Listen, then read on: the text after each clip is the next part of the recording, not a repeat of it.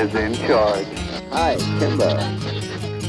Hi there. It is me, Kimba, radio broadcast, season 5, episode 4, Under Smithville, with my very special guest. As I said in the last episode, as part of my West Coast series, I happen to be in the western portion of these United States of America, and I'm visiting with old colleagues and one of my bestest friends, Emmy Award winner, thank you, Gina Sirico. Hello. And lest you think I'm joking, and this is not a prop. It sits right here.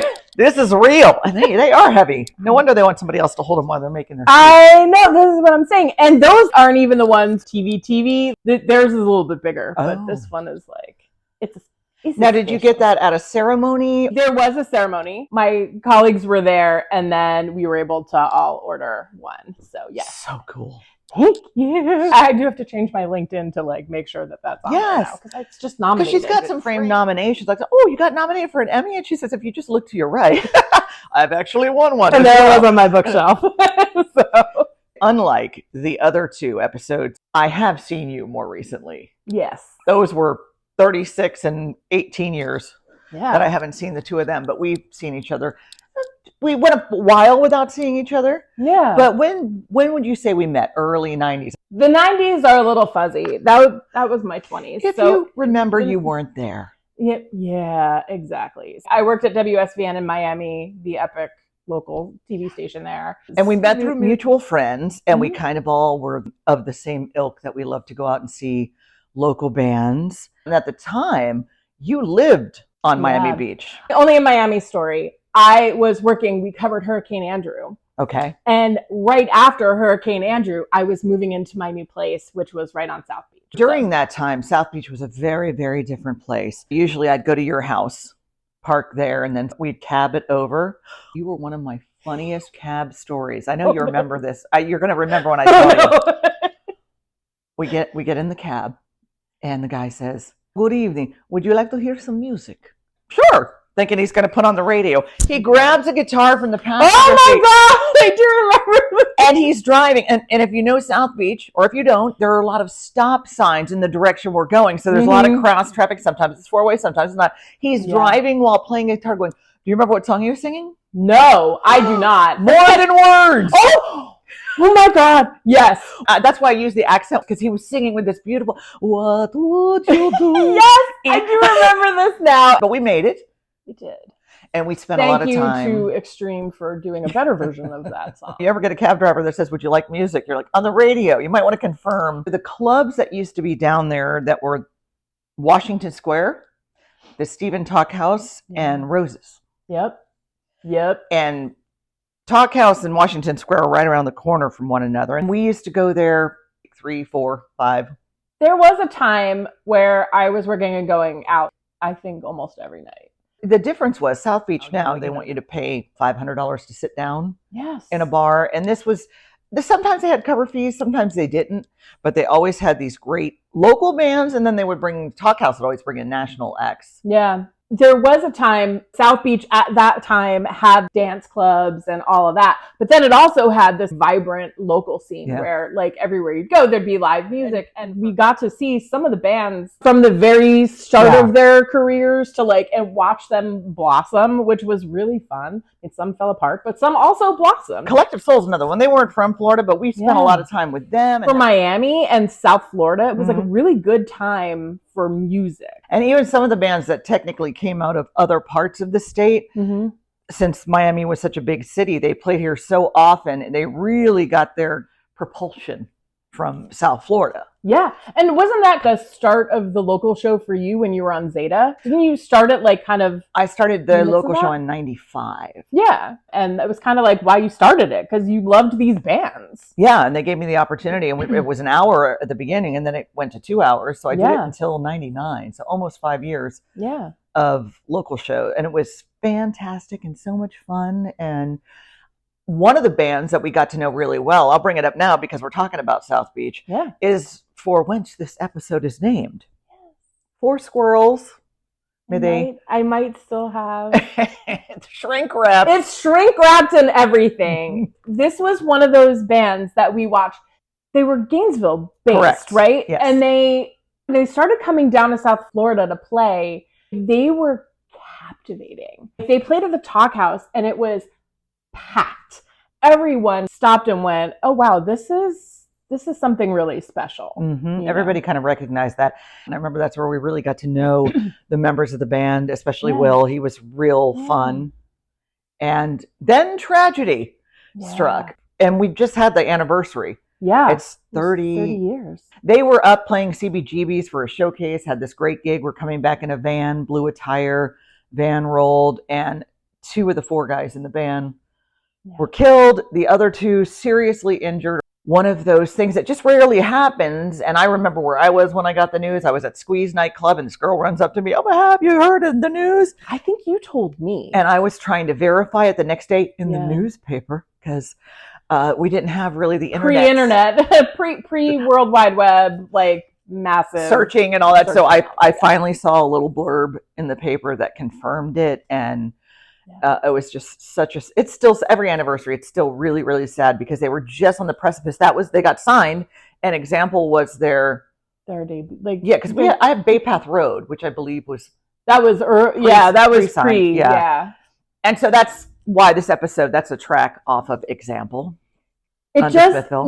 It's one of those, it was one of my favorite songs to hear them play. Yeah. When I think of our history, I think of Four Squirrels and all the local bands. I mean, I could have... The Goods. Forget the name. That was the time we would go see them at Reunion Room before anybody knew who they were, before they got signed. For us, we interviewed them before then. There was this time of like really interesting, original, awesome music that was coming out of South Florida. Eventually, the surviving members formed a band called Sub Rosa, and they had a slight success. They got signed by the same label, and I really thought their record was fantastic. They did a Rockline episode because they talked about the tragedy. Yeah. And they played Zeta Fest. Travis is still in the band, but he's in Gainesville now and he's doing well. So that's good news. Yeah. We'll go down to the Penrods because that was kind of funny. The mutual friend that we met each other through, we're all down at Penrods on South Beach, this club, because actually my competing station was doing an event there. But my good friend Glenn Richards, who you can see in season 1. What's up, Glenn? What? They say it's your birthday is the name of the episode. And Glenn and I share the same birthday. And we are November babies. You're like 10 days before us. And at the time, we would literally just spend the entire month celebrating because that's what you do when you are young. So we were at a concert at Penrod's and there is a picture of us, which I'll throw up here. That's just throw up. Speaking of throwing up, there were I did not throw up. No, dead soldiers all around us, just beer cans. And we're all hysterical. So it looks like we're feeling no pain. And one of the bands that was playing the gig was Winger. And I remember them walking by us because we were in the VIP area for most of the show. I don't even remember any of the show, by the way. I look at that picture and do not remember this day. In my defense, at the time of this event, I was working an overnight shift. And so I had worked from like midnight to 9 or 10 a.m. But at one point, I noticed that Kip Winger was kind of staring over at our table. And to me, maybe I'm completely off base what I thought, but he was almost looking over like, man, they look like they're having a good time. And he never We were. I don't know what you told me. When it came to bands, we went on road trips to see Dishwalla. Yes. And God's Child. Yes, I remember them. And we went up to Orlando for the Jammies. Collapsing Lungs. We're getting awards and Forget the Name. And you actually did a feature on Forget the Name. For your, what was the show called? 7:30 at the time. Yeah, Lungs too. So like Chris Nicholas, shout out to Chris Nicholas. It's a big deal for them to be on our station. And 7:30, I guess if you were to morph it over time, would be Deco Drive. Yeah. Do you remember when we went to Memphis? Yeah. Because the Goods were there. The Goods were, and we surprised them. We did. We went to Sun Records with them. Yeah. We went to Graceland and had a peanut butter and nana sandwich. Thank you very much. Very good. Did not die from it, which is good. Probably one of the best stories. One of the favoriteest. His name is Prince. And he is funky. His name is Prince. The one and only. Well, because we both love Prince. At the time, it was, I'm trying to remember. I think he was the symbol at the time. But he opened up a bunch of clubs around the country called Glam Slam. And he was the symbol because that's what he had out front. He had it put out front and tile. I think it was on Washington. It was the site of the 1235 Club. Yes. Which, by the way, we didn't even mention Cameo in 1235. Apologies, South Beach. Let's throw those in now. WSVN had to cover it. That would have been me. What was the door guy's name? Gilbert. Yes! So there was this legendary door guy in Miami and South Beach that used to kind of work at a bunch of different clubs named Gilbert. He let us in. We had the passes. When we got there to go in, Gilbert informed us that Prince, or Symbol as he was known then, was not allowing any of the press in. And that's how we had press passes. That's how we were getting in. And he got pissed off at somebody. I don't know how we charmed Gilbert. Charmed our way in at some point. But we were like, Gilbert, man, we got to get in. I don't even know how many hours until he finally came on. And I remember we had a camera there because it was my friend Fabio, of course, trying to get an interview with Prince, and he was like having none of that. But he performed that night. They had told me that he was going to be performing throughout the week. Nobody really knew. It was like an unannounced thing. And he played. Yeah. And I remember sitting there, literally, like the stage was here and I was basically like right here. What brings our careers together. There was one night in June of 1994 that we were going to go out and see a band. Yep. Because that's what we did. And it happened to be the same night of the NBA Finals and a little thing we like to call the OJ chase. And because she had taken me to Channel 7. I had been on the set of SVN and saw how everything worked, and it was really cool. But in this particular case, she had come to the station. Yeah. So I was done with work at the time, and we were going to go out. And then as we were there... And we only had a little TV at the station. The chase was happening. What is happening right now? And it was like 11 o'clock, 12. We missed the band. Yeah. But because we were enthralled by watching what would eventually become kind of TV history, which was this chase. And an aside to that, we used to get our news on the AP wire, which I'll show you what that looks like. A little blurb had come over just prior. Nicole Brown Simpson, former wife of O.J. Simpson, was killed. And I remember looking at it and thinking, is that something I should mention? And then it's his ex-wife. And I never mentioned it because I thought, I didn't know he was married. I didn't know what her name was. And they're not even married. So why am I going to mention it? Yeah, right? News fail. Meanwhile, days later, we're sitting there riveted. I was in New Jersey. And we had on the morning of, we had on the TV and we were watching and we saw the news. Your point was like, oh yeah, should I mention this? Meanwhile, I was like, oh God, this is going to be crazy. While I was at SVN covering Show the Trial.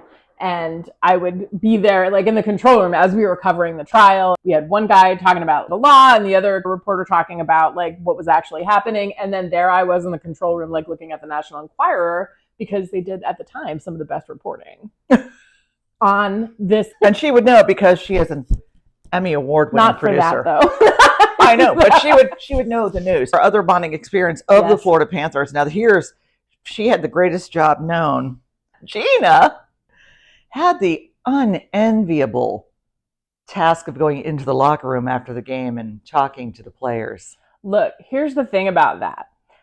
At the time, there were not a lot of women in sports at all. So the fact that the sports guys, like they knew I liked hockey, so the sports guys would let me help them and go do, post-game interviews and stuff like that, which was fun in itself. I saw some things. You just always have to bring it back to the professionalism. And it's like, course. Yeah, you have to be. Look, the same thing as when I interviewed rock stars, especially gorgeous ones. You keep it professional, but in the back of your mind, you're like, okay, bing, bong. So I will say this, very amazing 1996 run when they were on their way to the Stanley Cup final and all that. I was at that game when Scott Mellenby killed the rat. The rat trick. And somebody had in their locker room drawn like a little like gravestone on the wall, and it said R.I.P. Rat 1. And then he went out and got the other 2 goals, and that was a rat trick. And that was where it was the beginning of the rats being thrown onto the ice. They played in Miami at the time, so now we can move it. We can go back to the clubbing because we also did a lot of clubbing in Fort Lauderdale at the Reunion Room, and there I was love that Rosebuds, and reunion. Maddie and Ralph from Baja Beach Club. Two of the greatest bartenders to ever live, and we had the best time. We'd go there all the time to hang out with them. Yes. So much fun. They had a shower at their bar. They're like girls do shots off their bellies. I never did, as far as anyone knows. No, I never did that. But they were great guys. Reunion Room, though, like that was, I think out of all the bars and clubs we would go to in that time, Reunion Room was the one that always sticks out to me, because that was my vibe of music. For anybody who was not in South Florida at that time, it was in North Lauderdale on Commercial Boulevard, split it into two clubs. One was called Confetti, and it was like your typical club with, the Top dance 40 music. dance. On the second floor, it was a bridge that would bring you across to the Reunion Room, which was only one floor. You'd go down the steps, and it was like alt rock, industrial, all that sort of music. We'd get there at 9 or 10 o'clock at night and dance until like 3 a.m. My Reunion Room would be Squeeze. That one spoke to me. And the Edge. Oh, the Edge, which was originally Backstreets, then Chili Pepper, and then the Edge. And now it's known as Revolution. The fact that we're still sitting here after naming all these clubs is probably a testament. Then we go to Club Boca. Oh, God. And if you remember, Polyesters. Yes. Polyesters was like a little spot in Boca. It was a very small club, but it was like retro 80s music. And then all of a sudden, someone left. That might have been me. So what year was that you decided 97. to... It was early 97. That you came out to the West Coast. Yep. Something about LA was calling. I feel like this is probably Miami and South Florida for you. Like there is something where like you get to some place and you feel like you just belong there. And that was me when I was driving from the airport. I came over and I saw the Hollywood sign. I just looked and I'm like, I think this might be where I belong. It's hard to understand if you don't feel it. We've been driving around a lot this week. Kimba's like, how do you handle the traffic?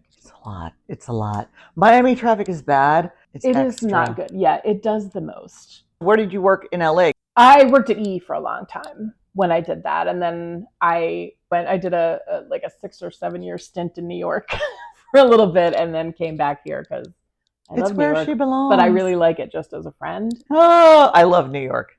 Yeah, I do too. Yeah. As a friend. We don't need to be in a committed relationship. Yeah. Little booty call. Yes, exactly. And I'm born in Miami, so it's not like I went there and said but I feel like that about Miami and South Florida. It's just like that's like what you've always said. It's like I just want to like be here, do my radio in my home, in my hometown. Yeah, and I do. You've spent all this time doing television. Yeah. Well, explain what it is that you've done. You do a lot I'm of an entertainment journalist, so my job is to help all of you escape. So your favorite TV shows, your favorite movies, your favorite music, mostly TV and movies. I get to go cover premieres and movies and TV shows that are premiering, and sometimes books. I did hard news for a long time. I was working in news in Miami, and we were covering the OJ trial. I was covering that trial. Now it's like I get to do stuff that makes people happy. And that to me like is the biggest joy. I worked at E for a long time, and we had a mantra at one point where if we don't have fun, it won't look like fun. I was telling Kimba on Oscar Day what the work day is like, and she's like, oh. And it reminded me of how a Zeta Fest day would be, how long it would be, and the conditions are not nearly as pleasant when you're working it. And that we also got to experience each other's careers to a certain extent, because you were at Zeta Fest and you were backstage with us behind the scenes. And those were fun days. And then we did a few parties. And I know we were at Sanchez's house one time. Were we? Yeah, just because I remember the Goldschlager. Never. Oh, God. Yeah. We were at a party, and at the time, she was Jillian Barbary. Yeah. She was married to Brett, a Marlins player.